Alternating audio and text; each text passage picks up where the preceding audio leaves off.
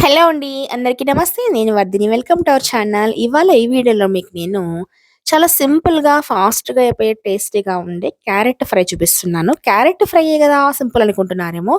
కరెక్టే. కానీ ముక్కలు కట్ చేయడం కంటే కూడా ఇలా సన్నగా చాప్ చేసి చేసుకోవడం వల్ల కర్రీ త్వరగా అయితుంది. టేస్టీగా కూడా వస్తుందనమాట. మరి ఇది చూపిస్తూ మీకొక నేను ఇవాళ 2 సేవింగ్ టిప్స్ షేర్ చేస్తానండి. యాక్చువల్లీ మనం ఎవ్రీ థర్స్‌డే షేరింగ్ టిప్స్ చేయాలనుకున్నాం కదా! కానీ వీలు కావట్లేదు బిజీ షెడ్యూల్ వల్ల. ఇలా మధ్య మధ్యలోనే వీడియోలో చెప్పుకుంటూ పోతాను. మీరు వీడియో స్కిప్ చేయకుండా అంతా చూస్తే మీకు క్లారిటీ వస్తుందనమాట. సో, అలా ఒక ఆనియన్ కట్ చేసి పెట్టుకున్నానండి సన్న చీలికలు. అండ్ కొద్దిగా ఆయిల్ తీసుకొని అన్ని పోపు గింజలు వేసుకోవాలి. దీంట్లో పోపు గింజలు ఇలాంటి ఫ్రైస్‌లో కొద్దిగా ఎక్కువ వేసుకుంటే నేనైతే ఎక్కువ వేస్తానండి. పంటికి తగులుతూ ఉంటే బావుంటాయి కదా! కొన్ని కూరల్లో కొన్ని ఎక్కువ వేస్తేనే బావుంటాయి. అలా ఇంకా ఆనియన్స్, అలా కరివేపాకు వేగిన తర్వాత కొద్దిగా అల్లం వెల్లుల్లి పేస్ట్ కూడా వేసేసి అవన్నీ వేయించుకోవాలండి. సో, ఇప్పుడొక టిప్ చెప్తాను మీకు నేను.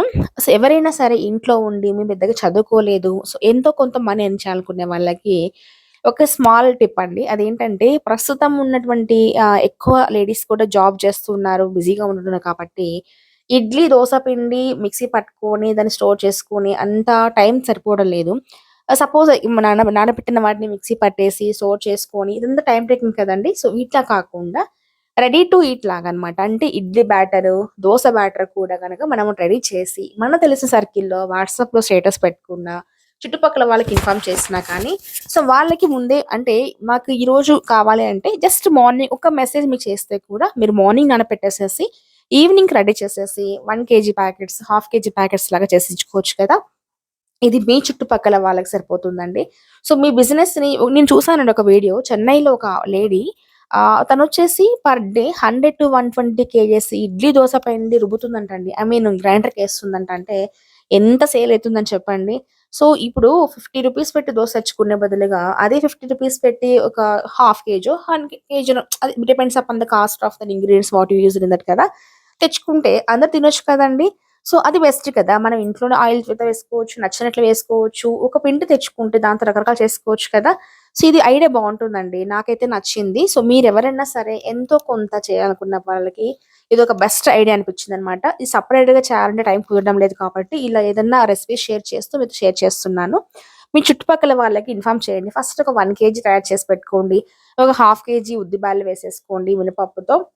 ఇడ్లీ పిండి, దోస పిండి రెడీ చేసేసి పెట్టుకొని చెప్పండి. మంచి క్వాలిటీ మెయింటైన్ చేశారంటే ఖచ్చితంగా తీసుకుంటారండి. సో, ప్యాక్ చేసి ఇచ్చేసేయండి.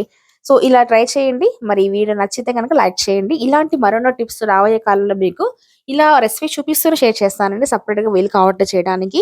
ఇంకా మనం కర్రీలోకొచ్చేసేస్తే క్యారెట్ పీసెస్ అన్నీ వేసాం కదా! అది కొంచెం వేగిన తర్వాత ఉప్పు, పసుపు కూడా వేసుకొని బాగా మూత పెట్టుకొని ఒక 2, 3 సార్లు కలపెట్టుకోవాలి మధ్యలో. ఒక 10 మినిట్స్ అండి. ఎక్కువ టైం తీసుకోదు ఈ కర్రీ కావడానికి. కలపెట్టుకుంటూ ఉంటే ఇంక మనకి తెలిసిపోతుందండి. కొంచెం కూర దగ్గరకైతుంది. అలా కలర్ మారిపోతుంది. ఆ పచ్చి వాసన పోతుంది కదా! సో, అప్పుడు కొద్దిగా కారప్పొడి, అలాగే ధనియాల పొడి కూడా వేసుకొని, కొద్దిగా ఎండు కొబ్బరి పొడి వేసుకుంటున్నానండి. బావుంటుంది ఈ కర్రీకి. ఎందుకంటే క్యారెట్ ఎక్కువ స్వీట్‌నెస్ ఉంటుంది కదా! సో, ఆ స్వీట్‌నెస్‌ని బ్యాలెన్స్ చేయాలంటే కొంచెం ఎక్స్‌ట్రా మసాలా పడాల్సిందనమాట. ఇలా చేసుకున్న ఈ కర్రీని మనకి చపాతీస్‌లో పెట్టుకొని రోల్ చేసి ఇచ్చొచ్చు పిల్లలకి. లంచ్ బాక్స్‌కైనా బావుంటుంది.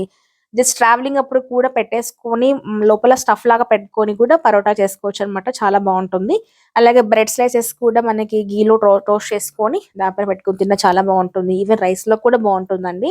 తప్పకుండా ట్రై చేయండి. మరి నేను చెప్పిన టిప్ నచ్చితే ఫాలో అవ్వండి. ఎవరికైనా కావాలంటే నాకు కామెంట్ చేయండి. ఇంకా ఇలా రెగ్యులర్‌గా మీకొక టిప్ చెప్తూ రెసిపీ పోస్ట్ చేస్తాను.